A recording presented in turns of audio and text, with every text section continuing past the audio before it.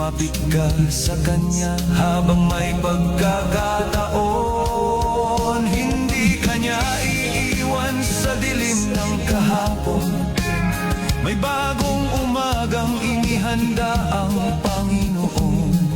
Ang pusong ligaw ay bibigyan niya ng direksyon, at buhay mong wasak ay bibigyan ng bagong layon.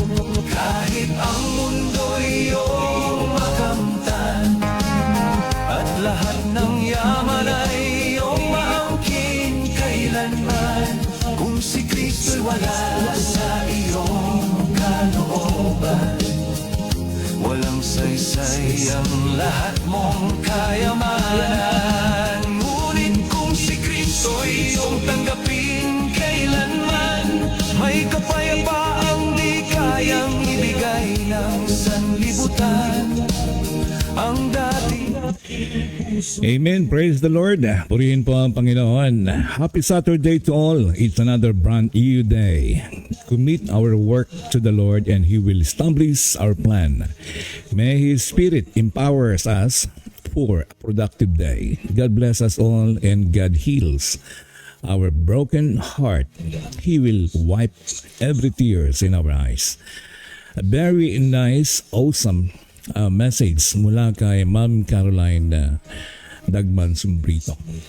Magandang umaga po, ma'am. Thank you very much po sa napakagandang mensahe mo. Okay, in the meantime, say hello sa lahat ng mga kaibigan natin. Nandiyan si Vivian Lardizabal mula sa Ilocos Sur. At nandito po si Dr. Marijoy Tolentino. Welcome back po, ma'am. Amen. Ang pag-ibig ni Kristo ay walang kupas o walang wakas. And a message mula kay Ma'am Abawag Arcibal mula sa US. Good morning po sa lahat ng nakikinig at sumusubaybay ng Living Word Web Radio, the voice of inspiration across the airwaves. God bless everyone. Okay, at magandang umaga po sa ating lahat at send hello sa nandito si...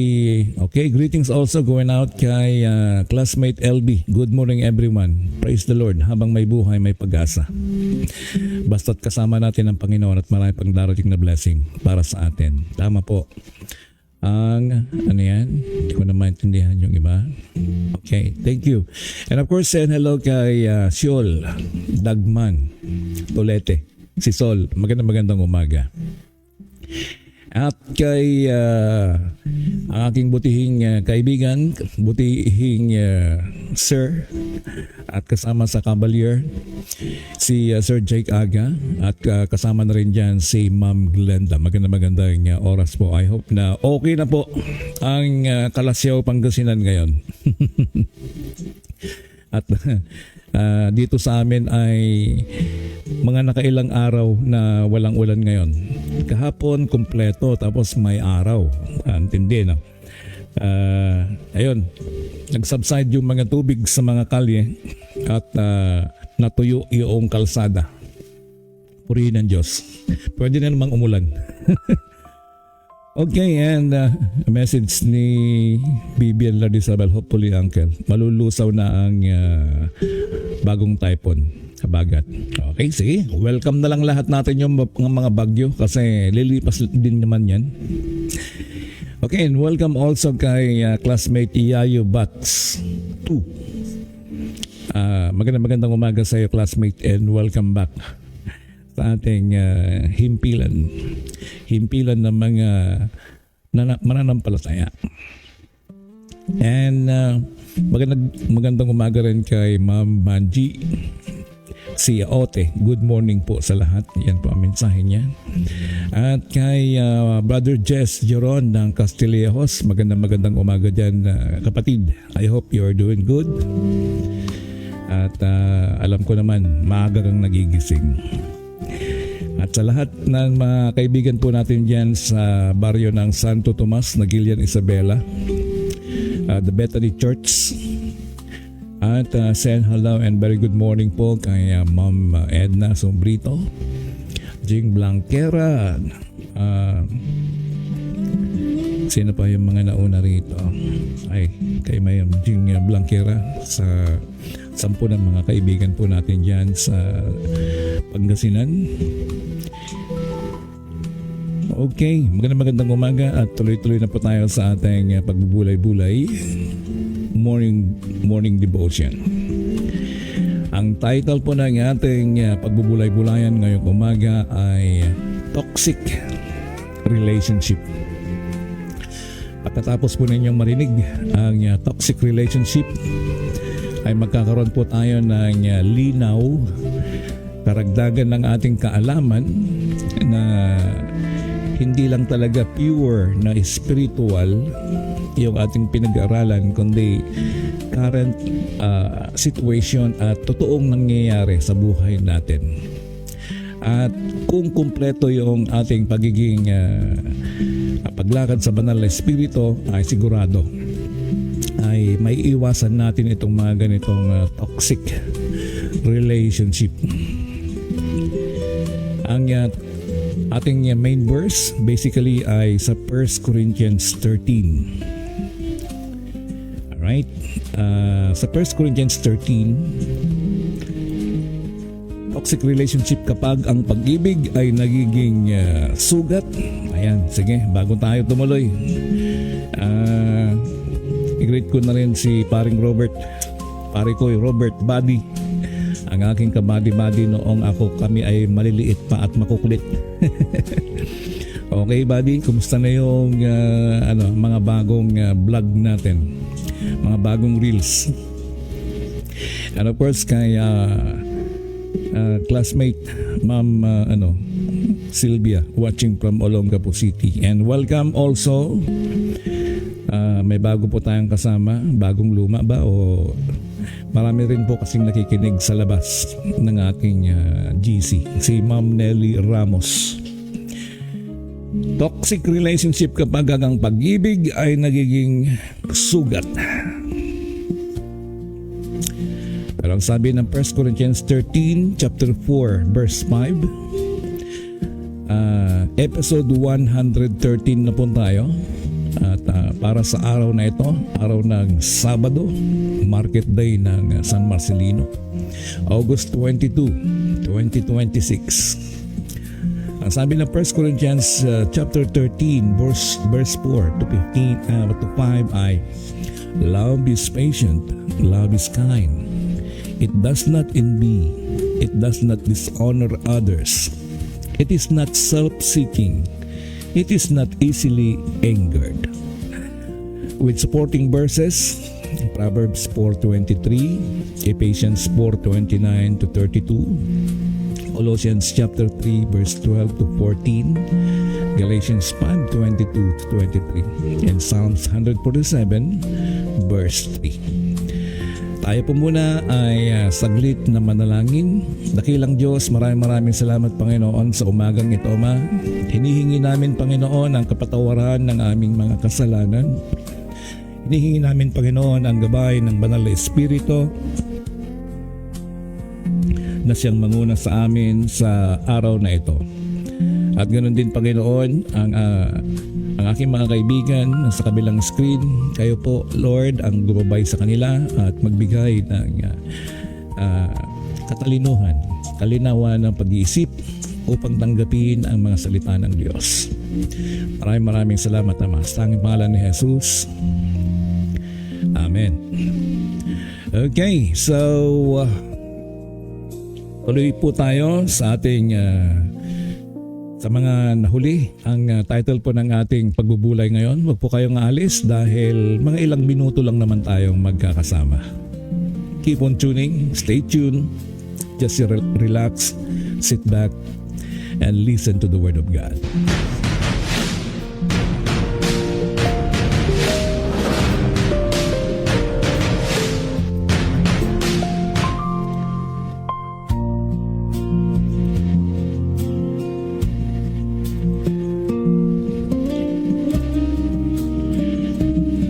Love is patient and kind.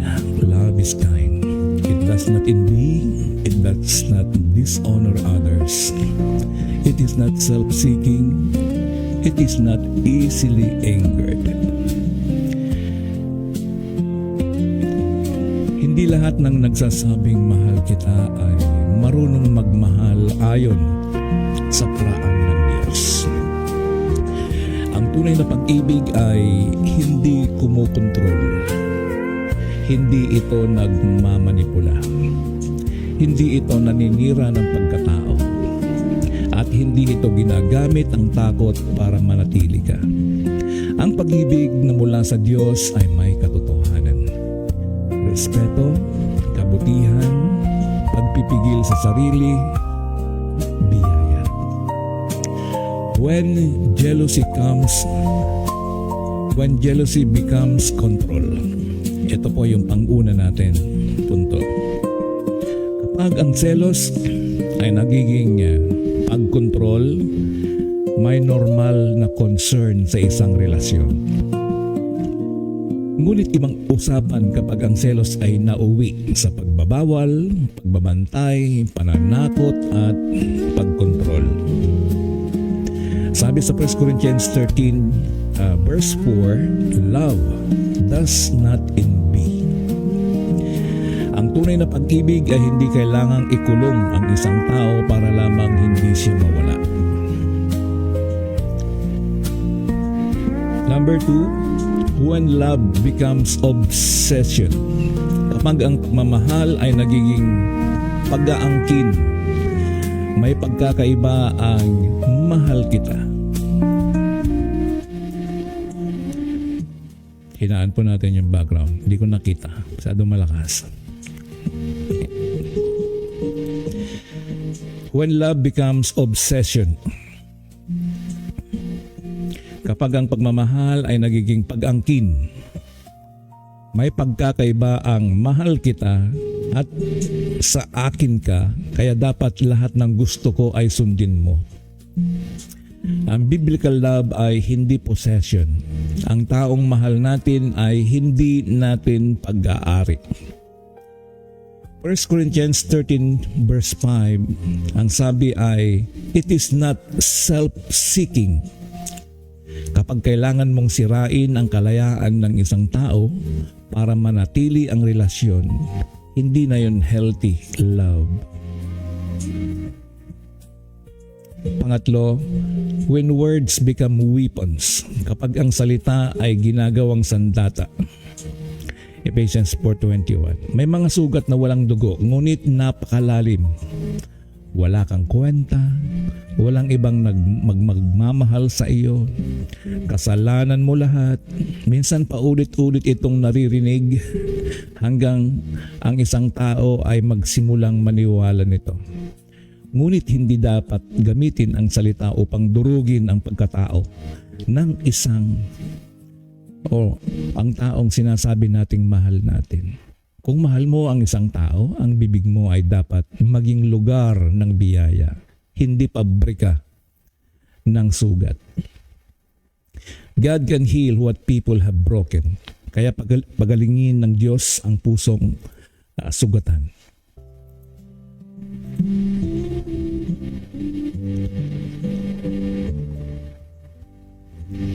Mga minamahal kong kapatid, toxic relationship.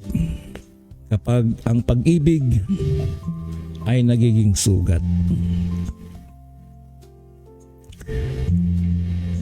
Ang sabi ng ating main verse, love is patient, love is kind, it does not envy, it does not boast, it is not proud, it does not dishonor others, it is not self-seeking, it is not easily angered, it keeps no record of wrongs. Hindi po yung nagbibilang ng mistakes, ng kamalian. Ang sabi ng Proverbs 4:23, guard your heart. Ephesians 4:29-32, let your words build others, not to destroy others. Galatians 5:22, ito po yung fruit of the Spirit. But the fruit of the Spirit is love, joy, peace, gentleness. Colossians 3:12-14, compassion, kindness, humility, patience, forgiveness, and love. Psalms 123, 47 verse 3, God heals brokenhearted. And Romans 12:18, as far as it depends on you, live at peace with everyone. Paano kung ang taong nagsasabing mahal kita ay siya ring dahilan kung bakit unti-unti mong nawawala ang sarili mo? Paano kung ang tinatawag mong pagmamahal ay puno na ng takot? Paano kung ang dating nasaan ka, nag-aalala ako, ay naging nasaan ka? Sino ang kasama mo? Bakit hindi ka sumasagot? Ipakita mo ang cellphone mo. Mag-video ka. Nasaan ka? Paano kung ang dating concern ay naging control? Ang dating affection ay naging obsession. At ang dating sweet words ay naging manipulative words. Mga kaibigan, maaring may relasyon na nagsimula sa matatamis na salita.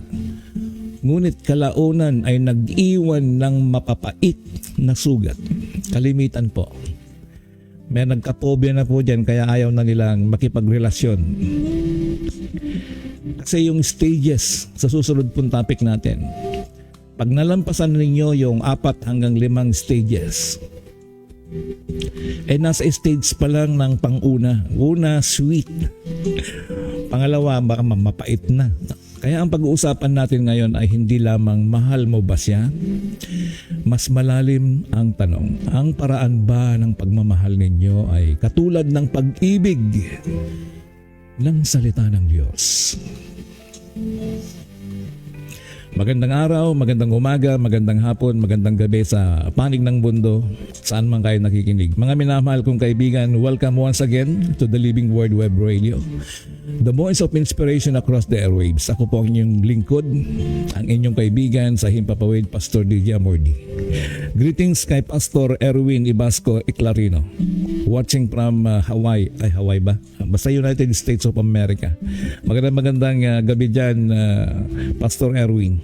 And thank you very much for tuning in at makasama kita. Hindi pa tayo nagkikita. Okay, samantalahin ko na rin and welcome kay Dinaida Belguera. Tuloy po tayo. Kung ikaw ay nakikinig habang nagtatrabaho, nagmamaneho, nagluluto, nagpapahinga o tahimik, na nag-iisa, salamat sa pagsama at pakikiisa sa ating pagbubulay-bulay ngayong umaga. Ang episode natin ngayon ay maaring sensitibo para sa ilan. Dahil baka habang nakikinig ka, maalala mo ang isang relasyon. Pasensya na po, dahil maipaalala mo talaga. Sa ating pong topic, maalala mo kung pang ilang relasyon ka na. Maaring romantic relationship, maaring friendship, maaring relasyon sa pamilya, at maaari ring relasyon sa loob mismo ng ministry o sa church community. Hindi natin layunin na basta tawaging toxic ang isang tao dahil nagkaroon kayo ng disagreement. Hindi lahat ng conflict ay toxic. Hindi lahat ng pagkakamali ay abuse. At hindi rin perfect ang healthy relationship. Pero kapag ang relasyon ay paulit-ulit na umiikot sa control, manipulation, humiliation, fear, destructive jealousy at pagkawalan ng iyong pagkatao, kailangan nating tingnan ito sa liwanag ng salita ng Diyos.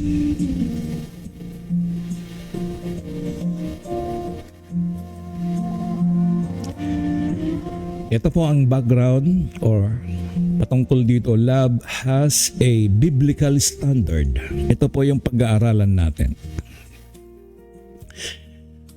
Basahin natin ang ating mga pangunahing teksto. Ang 1 Corinthians chapter 13 verse 4 to 5. Love is patient. Love is kind. Napakaganda.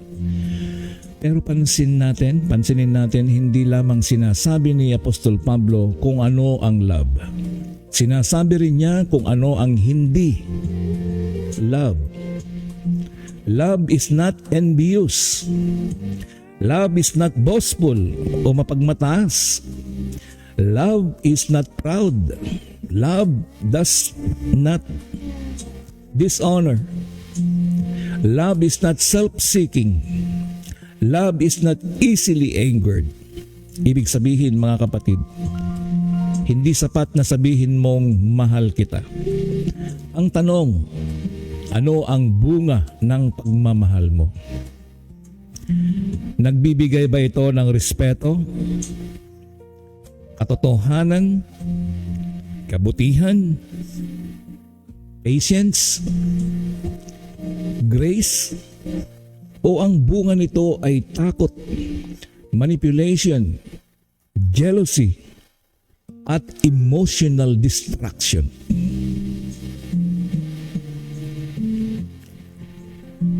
Dako po tayo sa unang puntos. Toxic love controls, ang sabi ng Biblia, biblical love respects. Ang toxic daw na relasyon ay gustong-gustong kontrolin. Pero sa perspective, biblical love respects. 1 Corinthians chapter 13 verse 4 to 5. Love is patient. Love is kind. It is not self-seeking. Isa sa mga danger signs ay sa isang unhealthy relationship ay control. To control you, to do this, not do this, and not or to do this. Letter A, concern is different from control. Ang concern ay nagsasabing mag-ingat ka, message mo ako pag dumating ka sa pupuntahan mo, at message mo ako kapag nakauwi ka na. Ang control ay nagsasabing hindi ka pupunta kapag ayaw ko. Huwag ka pumunta ron kasi ayaw ko. May pupuntahan tayo. Parang gano'n. Pero ang sinasabi ng concern says, okay ka lang ba? Okay ka lang ba dyan? Ayos ka ba dyan? Pero ang sinasabi ng control says, dapat lagi kong alam kung nasaan ka. Nakita niyo po yung pagkakaiba. Letter B, dito po sa ating unang puntos, jealousy can become destructive. May selos na nagmumula sa insecurity. Pero kapag ang selos ay naging dahilan upang pagbawalan kang magkaroon ng normal na friendship, nakita lang na nag-like ka o nag-post ka, nag-heart ka, nag-message ka sa isang message, bantayan ang bawat galaw mo, kontrolin ang communication mo, o paratangan ka ng walang basehan, hindi na yun simpleng expression of love.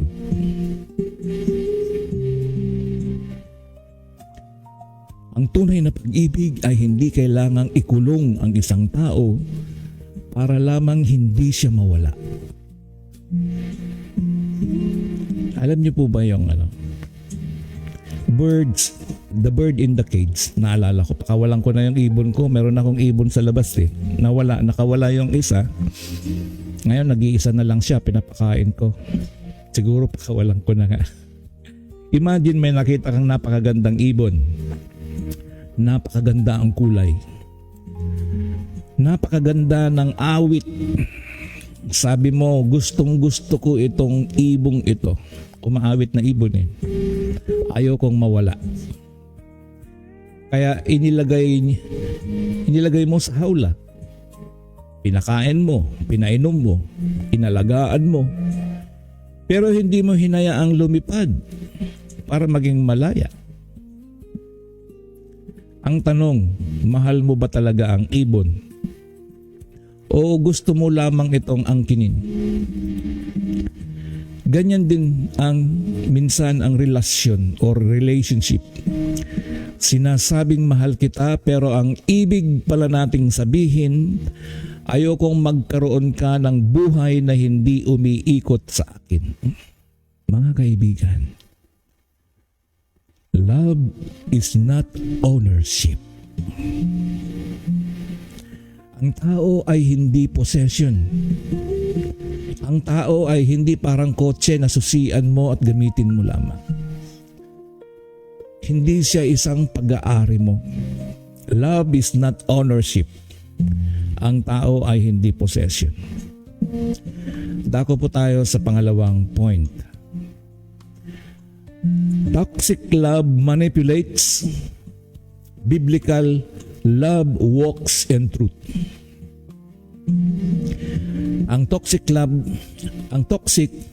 relationship loves or gustong-gusto nitong magmanipula. Pero ang biblical love, gustong-gusto ito ay yung katotohanan. Ayon sa Ephesians chapter 4 verse 25, therefore each of you must put off falsehood and speak truthfully. Manipulation happens when someone uses guilt, fear, silence, threats, twisting of facts, or emotional pressure upang makuha ang gusto niya. Letter A mula sa ating pangalawang puntos, manipulation uses guilt. Halimbawa, kung mahal mo talaga ako, gagawin mo ito. O kapag iniwan mo ako, kasalanan mo ang mga mangyayari sa akin. Those statements can become emotional weapons. Letter B sa ating pangalawang puntos, manipulation makes you doubt yourself. May pagkakataong alam mong may nangyaring mali. Pero pagkatapos ng conversation, ikaw pa ang nagtatanong, ako ba talaga ang may kasalanan? Baka mali ang pagkaalala ko? Baka masama talaga akong tao? Kapag paulit-ulit itong nangyayari, maaaring unti-unting mawala ang confidence at identity ng isang tao. Kapag kailangan mong sirain ang isip ng pagkatao ng isang tao parang makuha ang gusto mo, hindi iyon pag-ibig. Ang tawag po doon ay manipulation. Jesus said in John 8:32, then you will know the truth, and the truth will set you free. Ang katotohanan ay nagpapalaya. Ang manipulation ay nagbibihag. Dako po tayo sa pangatlong puntos. Third point. Toxic words destroy. Biblical words build. Ang toxic relationship ay sumisira, gumuguho, destroy. Pero ang perspective ng banal na kasulatan, biblical words build. Ibig sabihin ito po ay magtatayo at lalo pang payayabungin yung itinayong ito. Basahin po natin sa Ephesians 4:19. Do not let anyone unwholesomeness talk come out of your mouth, but only what is helpful for building others up. Hindi po kalimitan sa una ng relasyon. Bakit merong noong una napakatamis, napaka-sweet, ayaw mo nang tumigil ng sweet, yung sweetness. Pero pag may nakita ka na naman, eto na naman. Dahil sa maling interpretasyon. Yan po yung katotohanan versus emosyon. Dahil yun ang nararamdaman mo pero hindi yun ang katotohanan. Ang katotohanan ay yung katotohanan mula sa Diyos. God cares about how we speak to people. Letter A ng ating point 3. Words can become weapons. May sugat na walang pasa, walang dugo. walang bandage. Pero ilang taon nang masakit. Bakit? Dahil sa mga salitang walang kwenta, wala nang ibang magmamahal sa iyo. Ang pangit mo. Wala kang mararating. Kasalanan mo lahat. Kapag paulit-ulit itong naririnig ng isang tao, maaaring dumating ang panahon na yung isip niya distorted na rin. Letter B sa pangatlong puntos natin. Biblical love corrects without destroying dignity. Kinukorek mo, but you're not destroying dignity. Hindi ibig sabihin na kapag mahal mo ang tao ay hindi mo na siya ikokorek. May correction sa healthy relationship, pero may difference between correction and humiliation. Ang correction po, gentle correction and humiliation. Ang humiliation po, ito yung asawa mo na yan, partner mo na yan, pero ichichismis mo pa sa iba, sisiraan mo pa.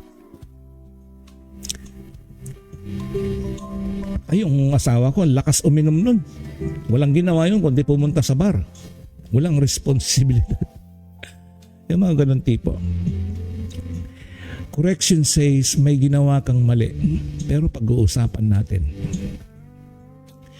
Humiliation or pagsira ng pagkatao ng iyong love, ng iyong mahal. No. Humiliation says wala kang silbi. Lumayas ka na, wala kang silbi. Kung mahal mo ang isang tao, huwag mong gamitin ang kanyang kahinaan bilang bala kapag kayo ay nag-aaway. Wala kang silbi, ako lahat ang nagtatrabaho. Ako ang gumagastos, ako lahat. Pero hindi niya naisip na kaya ka naman nandun sa kanyang tabi at hindi makapagtrabaho dahil kasama mo siya. Halimbawa, may mga musicians na may mga kaibigan ako dati. Ang sabi yung babae, ang asawa ko batugan, dating banda yung asawa, tinigil yung pagbabanda kasi selos doon sa kanyang mga magagandang babae, tagahanga niya doon bilang isang singer, bilang banda. Tumigil ngayon sa pagbabanda. Siyempre, natigil ang kita. Nung umuwi sa bahay at nag-stay doon at nagtatrabaho yung babae din, sasabihin niya doon sa kanyang asawa o lalaki na wala kang silbi, ako lang nagtatrabaho. Nagselos ka na nagselos. Pinaalis mo siya doon at gusto mo katabi mo siya doon sa iyong bahay. Di nag-stay siya doon.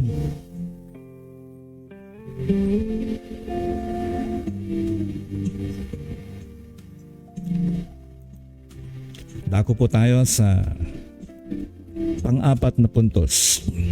Guard your heart without hardening your heart. Ang sabi po sa Proverbs chapter 4 verse 23. Above all else, guard your heart, for everything you do flows from it. Notice, the Bible say, guard your heart. Hindi sinabi, harden your heart.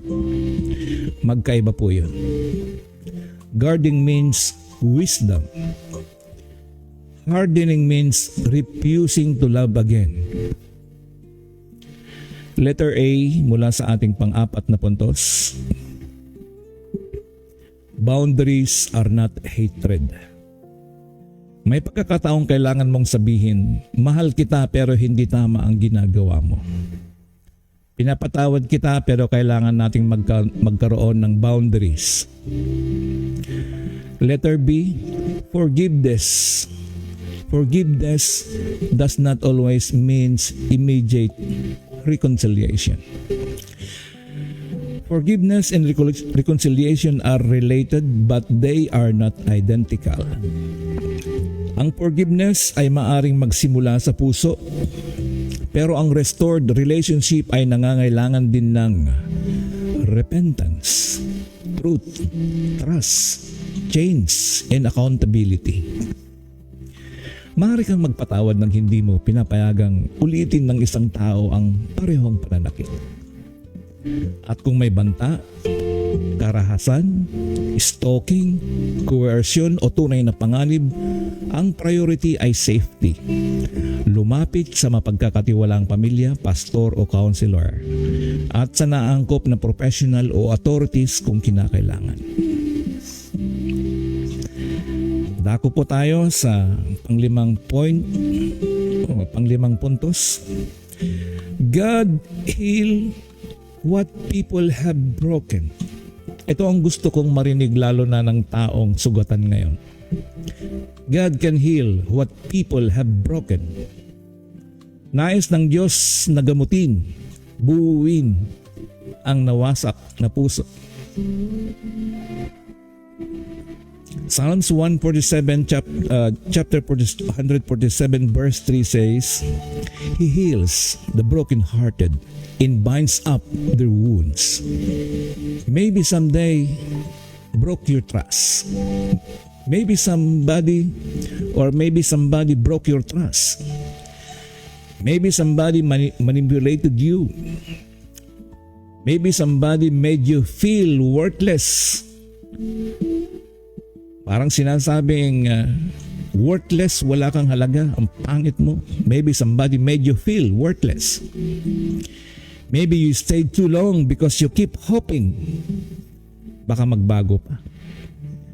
At ngayon dala mo pa rin ang scars o peklat. Yan po yung ating soundtrack. Mula sa mga peklat or scars. Pakinggan mo ito. Your scars do not have to become your identity. Ang nangyari sa iyo ay bahagi ng iyong story, pero hindi iyon ang kabuuan ng iyong identity.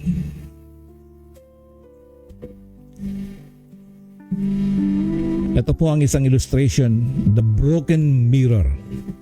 Imagine a mirror na nabasag.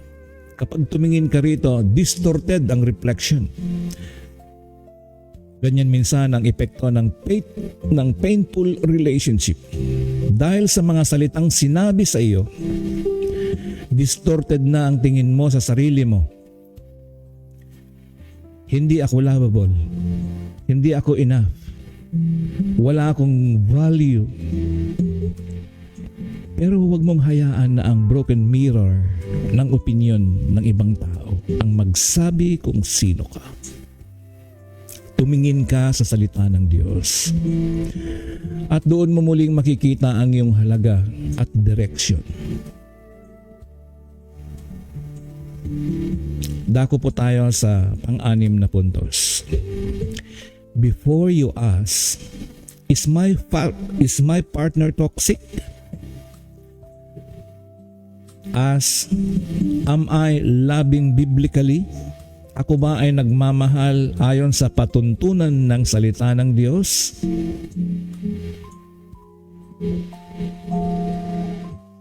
Ito ang pinakamahirap na bahagi. Napakadaling makinig sa sermon na ito at isipin, Pastor, siya talaga yan. Sandali. Bago natin ituro ang daliri sa iba, tingnan natin ang ating sarili. Tanungin natin, ako ba ay controlling? Ako ba ay sobrang seloso o selosa?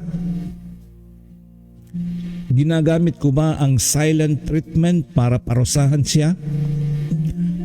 Ginagamit ko ba ang guilt para makuha ang gusto ko? Kapag galit ako, nanlalait ba ako? Ginagamit ko ba laban sa kanya ang kanyang nakaraan? Marunong ba akong humingi ng tawad? Dahil baka habang hinihiling nating baguhin ng Diyos ang ibang tao, tayo pala muna ang gustong baguhin ng Diyos.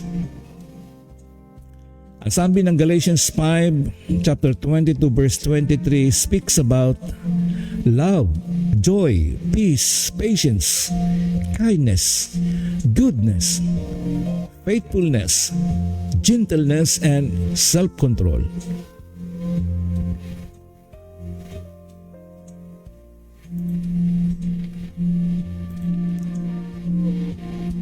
Ang Christian relationship ay hindi lamang tungkol sa paghahanap ng tamang tao, kundi pagiging taong hinuhubog ng Panginoong Hesukristo.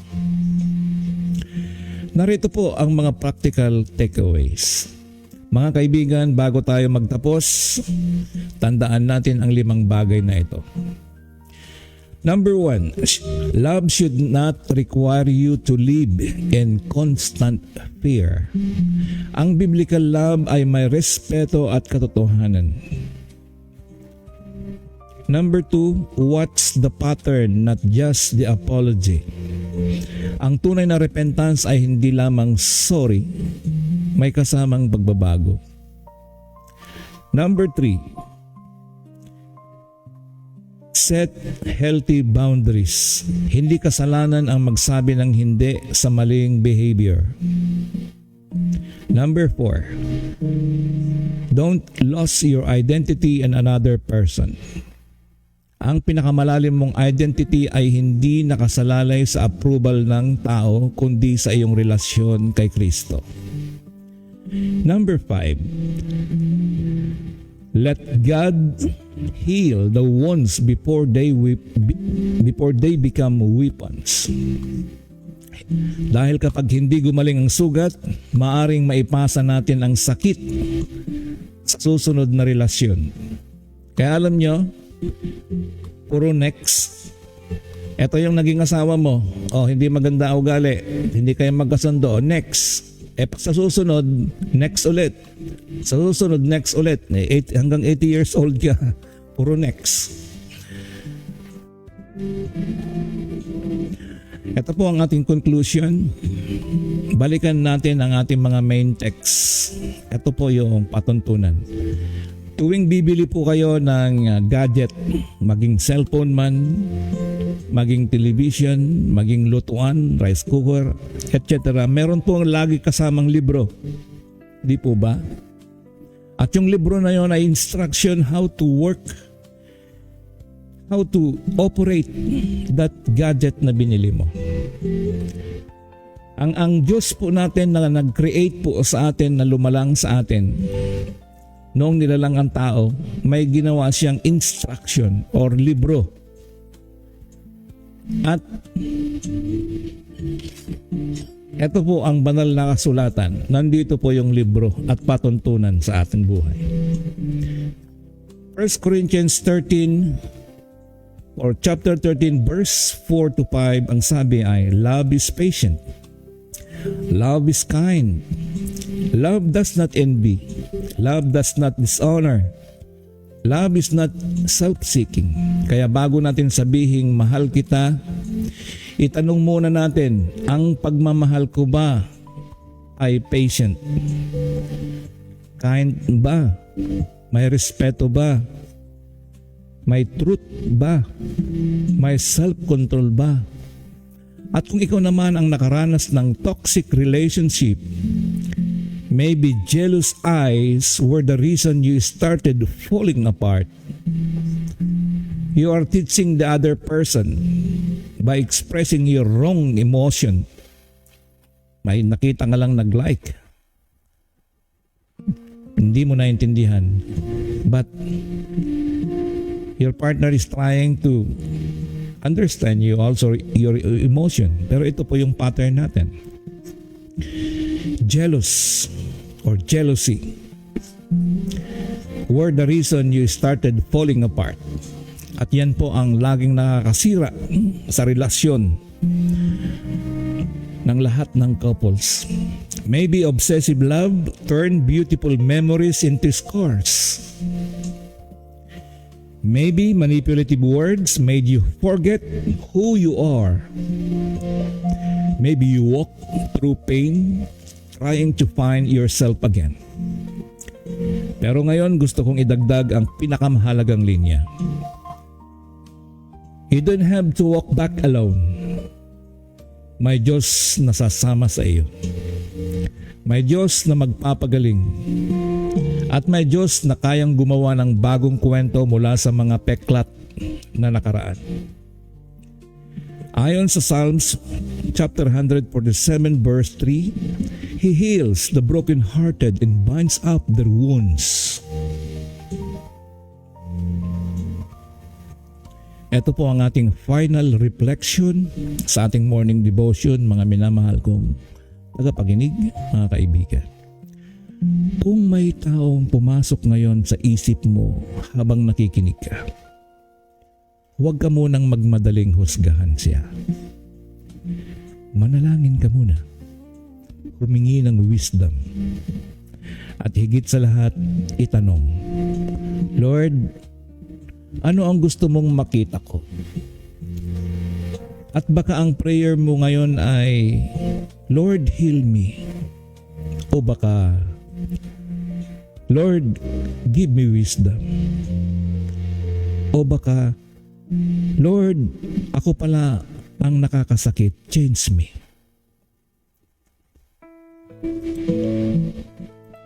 Ano man yun, dalhin natin ang Diyos. Tayo po ay manalangin. Lumalapit kami sa iyo, Panginoong Diyos.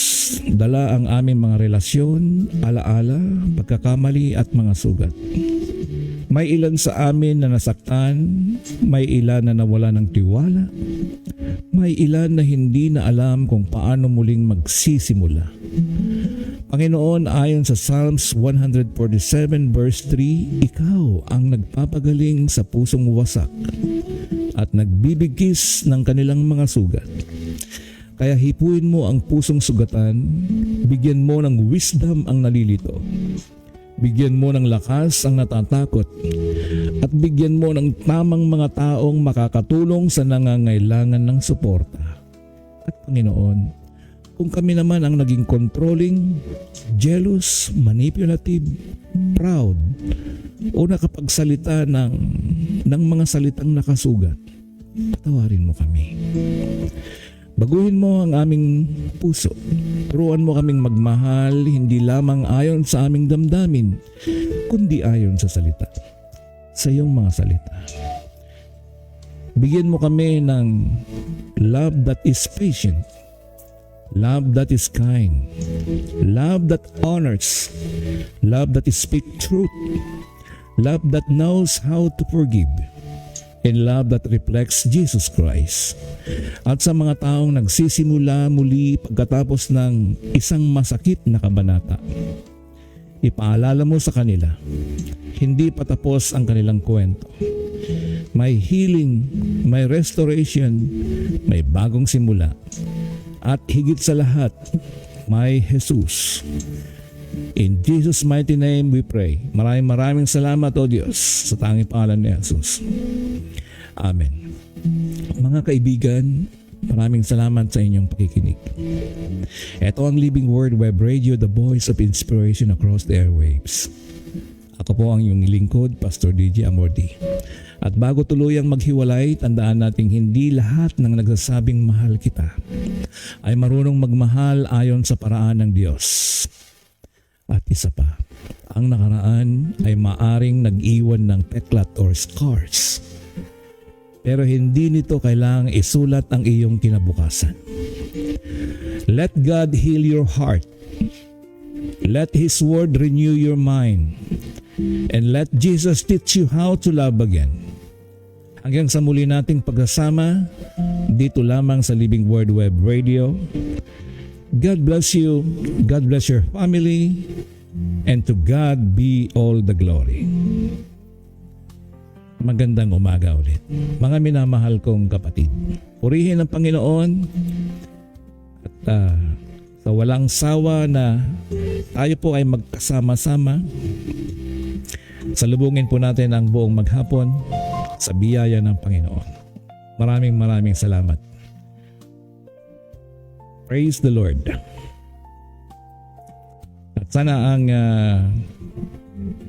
mga salita ay tumimo sa aming mga puso. Ito po ang soundtrack ng ating morning devotion na may title na Mula sa Mga Peklat. Obsessive love turned our memories into scars. Manipulative words made me lose who I was. I walked through the pain and found my own way back. Now I'm stronger than the person I used to be. May mga sugat na hindi nakikita ng mata, mga salitang matagal na nanatili sa ating alaala. Akala ko noon kapag nasira ang puso, wala nang paraan upang ito'y mabuo. Pero nang wala na akong ibang malapitan, may isang hindi kailanman lumisan.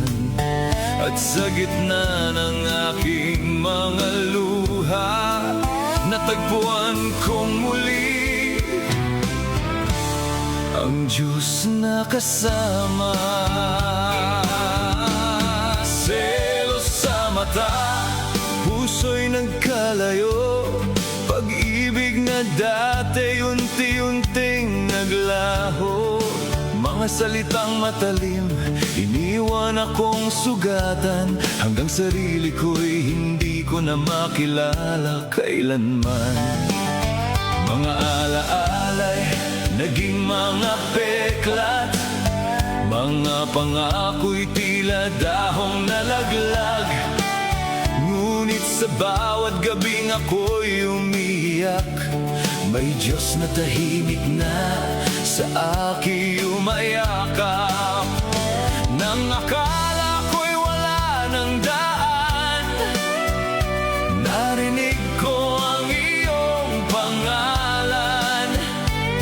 Sa pusong wasak at sugatan, ikaw pala'y hindi kailanman lumisan.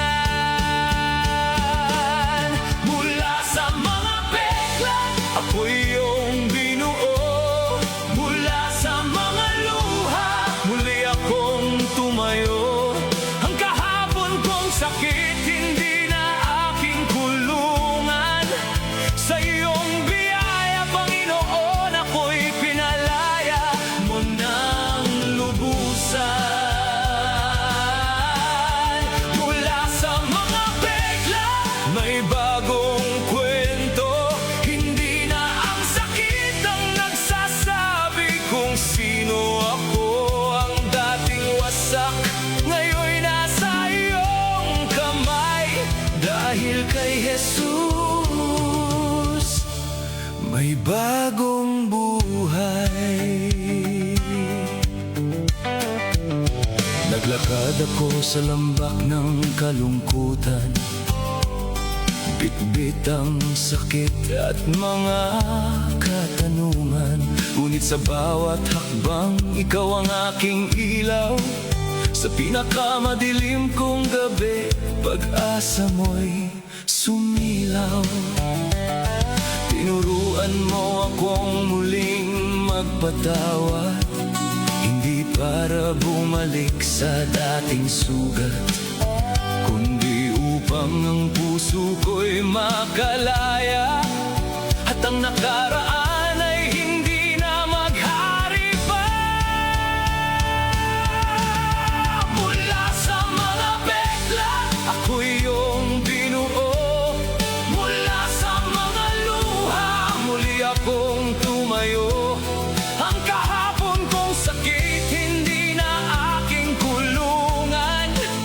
Sa iyong biyaya, Panginoon, ako'y pinalaya mo ng lubusan.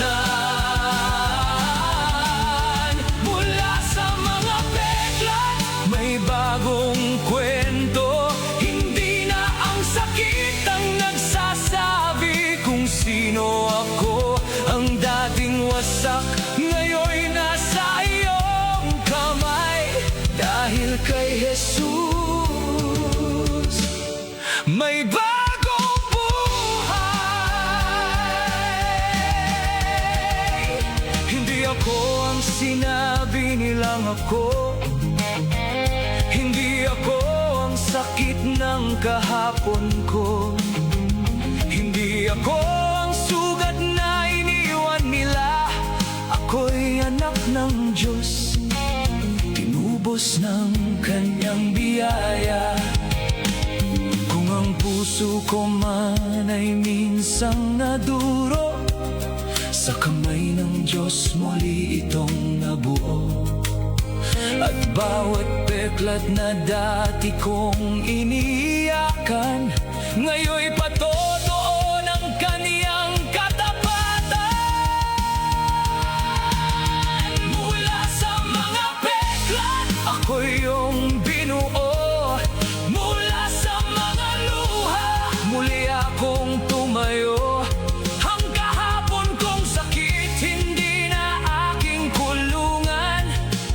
Sa krus ni Kristo natagpuan ko ang kalayaan. Mula sa mga peklat, may bagong kwento. Ang dati nawawala, ngayon'y natagpuan mo. Mas matatag ngayon kaysa kahapon kong buhay. Obsessive love, Dahil kay Jesus our memories into scars. may bagong Manipulative words made me lose who I was. Hindi lahat ng peklat ay tandaan pagkatalo. May mga peklat na nagpapaalala na minsan kang nasugatan, pero hindi ka na nagpiling nakahandusay. He heals the brokenhearted and binds up their wounds. Ang nakaraan ay bahagi ng iyong kwento, pero hindi iyon ang huling kabanata. Kay Kristo may paggaling. Kay Kristo may paggaling. May panibagong simula. At kay Kristo may bagong buhay.